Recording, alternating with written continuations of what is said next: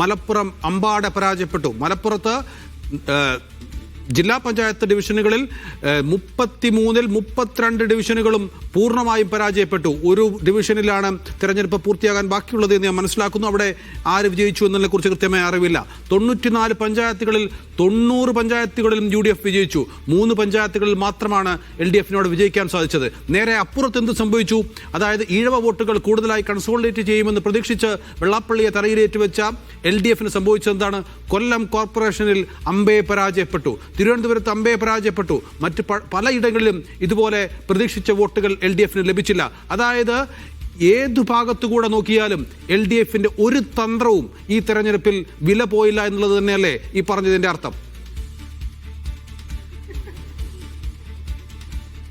100% അത് ഉറപ്പാണ്. മാത്രമല്ല മറ്റു ചില കാര്യങ്ങൾ കൂടി. ഇപ്പോൾ MV ഗോവിന്ദൻ എന്തുകൊണ്ട് അത് സംസാരിച്ചില്ല എന്ന ചോദ്യത്തിന്റെ മറുപടിയിലേക്കായിരുന്നു ഞാൻ വന്നുകൊണ്ടിരുന്നത്. കാരണം ഇങ്ങനെ ഗ്രാമപ്രദേശം മുതൽ ജില്ലാ പഞ്ചായത്ത് വരെ എല്ലായിടത്തും അമ്പാടെ തകർന്നടിയുന്നതിന്റെ കാരണം ജമാഅത്തെ ഇസ്ലാമിയാണെന്ന് പറഞ്ഞാൽ ഒരുപക്ഷെ CPMന്റെ അണികൾ പോലും വിശ്വസിക്കില്ല എന്നതുകൊണ്ടാവാം ഒരുപക്ഷെ നൗഫൽ MV ഗോവിന്ദൻ ആ ആരോപണം വീണ്ടും ഈ വലിയ കനത്ത പരാജയത്തിന് ശേഷം ആവർത്തിക്കാതിരുന്നത്. പതിവ് പോലെ പരാജയം പഠിക്കും എന്ന് പറഞ്ഞ് ഒഴിയുകയാണ് ഈ വിഷയത്തിൽ MV ഗോവിന്ദൻ ചെയ്തത്. മറ്റൊരു കാര്യം കൂടിയുണ്ട്. അതായത് ചിലയിടങ്ങളിൽ ഈ തോൽവി CPMനുള്ളിൽ ഉണ്ടാക്കിയിട്ടുള്ള വലിയ ചില ആഘാതങ്ങളുണ്ട്, ചില പൊട്ടിത്തെറികളുണ്ട്. അതുകൂടെ നമ്മൾ ഈ ഘട്ടത്തിൽ പറഞ്ഞു പോകണം. കഴിഞ്ഞ 45 വർഷക്കാലം ആയി ഭരിച്ചുകൊണ്ടിരുന്ന തിരുവനന്തപുരം കോർപ്പറേഷനിലെ പരാജയം അതിന്റെ ഒരു ഉദാഹരണമായി നമുക്ക് ചൂണ്ടിക്കാണിക്കാൻ കഴിയുമെന്നാണ് ഞാൻ കരുതുന്നത്.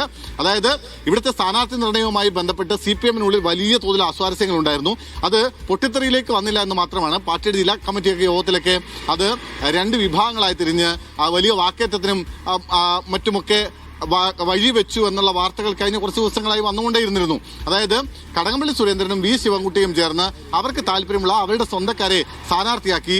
അതിന്റെ തിരിച്ചടിയാണ് ഈ തെരഞ്ഞെടുപ്പിലുണ്ടായ വലിയ തിരിച്ചടി എന്ന് ഒരു വിഭാഗം പറയുന്നുണ്ട്. അത് വരും ദിവസങ്ങളിൽ CPMൽ വലിയ പ്രശ്നങ്ങൾക്ക് കാരണമാകും. മാത്രമല്ല ഇപ്പോൾ ഉണ്ടായിരുന്ന നിലവിലെ മേയർ ആര്യ രാജേന്ദ്രനെതിരെ സംഘടിതമായ ഒരു ആക്രമണം അല്ലെങ്കിൽ അവർക്ക് നേരെ ഒരു അറ്റാക്ക് ഈ പാർട്ടിക്കുള്ളിൽ നിന്ന് ഉയർന്നു വരുന്നതിന്റെ ചില സൂചനകൾ കൂടി നമ്മൾ കാണുന്നുണ്ട്. ഇപ്പോൾ നേരത്തെ സ്റ്റാൻഡിംഗ് കമ്മിറ്റി ചെയർപേഴ്സൺ ആയിരുന്ന ആൾ അവർ തന്നെ അവരുടെ ഫേസ്ബുക്കിൽ കൃത്യമായി ആര്യ രാജേന്ദ്രനെ ലക്ഷ്യമിട്ടുകൊണ്ട് അവരെ കുറ്റപ്പെടുത്തിക്കൊണ്ടുള്ള പരസ്യമായ പ്രതികരണത്തിലേക്ക് ഗായത്രി ബാബു എത്തിയിട്ടുണ്ട്. ആ വാർത്ത കുറച്ചു മുമ്പ് വന്നതാണ്. പ്രേക്ഷകർ അത് ശ്രദ്ധിച്ചിട്ടുണ്ടാകും. കാരണം നേരത്തെ ഇവിടെ സ്റ്റാൻഡിംഗ് കമ്മിറ്റി ചെയർപേഴ്സൺ ആയിരുന്ന ഒരാൾ തന്നെയാണ് അവരുടെ മേയർക്കെതിരെ അതിരൂക്ഷമായ ഭാഷയിൽ രംഗത്തെത്തുന്നത്. അതുകൊണ്ടുകൂടിയാവാം അത് ആ ഒരു വിഷയം ഉണ്ടാകുമെന്ന് നേരത്തെ തന്നെ CPM ഒരു ഘട്ടത്തിൽ പ്രതീക്ഷിച്ചിരുന്നു. അതുകൊണ്ടാണ് CPM ആര്യ രാജേന്ദ്രൻ എന്ന നേതാവിനെ അവരുടെ മേയറെ ഈ തെരഞ്ഞെടുപ്പിൽ അവരുടെ പരസ്യ പ്രചാരണങ്ങളിൽ നിന്ന് മാറ്റി നിർത്തിയതെന്ന ആരോപണങ്ങൾ കൂടിയൊക്കെ നേരത്തെ ഉയർന്നു വരികയൊക്കെ ചെയ്തിരുന്നു. എന്തായാലും അത് ശരിവെക്കുന്ന തരത്തിലാണ് തിരുവനന്തപുരം കോർപ്പറേഷൻ ഉണ്ടായിട്ടുള്ള തെരഞ്ഞെടുപ്പ് ഫലം. എന്ത് സംഭവിച്ചു? അതായത് വലിയ ആത്മവിശ്വാസത്തോടു കൂടി ഈ തെരഞ്ഞെടുപ്പിനെ തിരുവനന്തപുരം കോർപ്പറേഷനിൽ നേരിട്ട LDFന് വലിയ തോതിലുള്ള അതിശക്തമായ തിരിച്ചടിയാണ് തിരുവനന്തപുരം കോർപ്പറേഷൻ ഉണ്ടായത്. മാത്രമല്ല മറ്റു വലിയൊരു ആരോപണം കൂടി ഈ വിഷയത്തിൽ CPMന് കേൾക്കേണ്ടി വരും. അതായത് BJPക്ക് ഭരണം കൊടുക്കുന്നതിന് ഒരു സാഹചര്യം ഉണ്ടാക്കിയിട്ടു CPM എന്ന ആരോപണം കൂടി വരും ദിവസങ്ങളിൽ CPMന് കേൾക്കേണ്ടി വരും. അങ്ങനെ ഈ തദ്ദേശ തെരഞ്ഞെടുപ്പ് എല്ലാ അർത്ഥത്തിലും രാഷ്ട്രീയമായും ഭരണപരമായും ഒക്കെ CPMന് LDFന് സർക്കാരിന് വലിയ ആഘാതമാണ്, വലിയ തിരിച്ചടിയാണ്.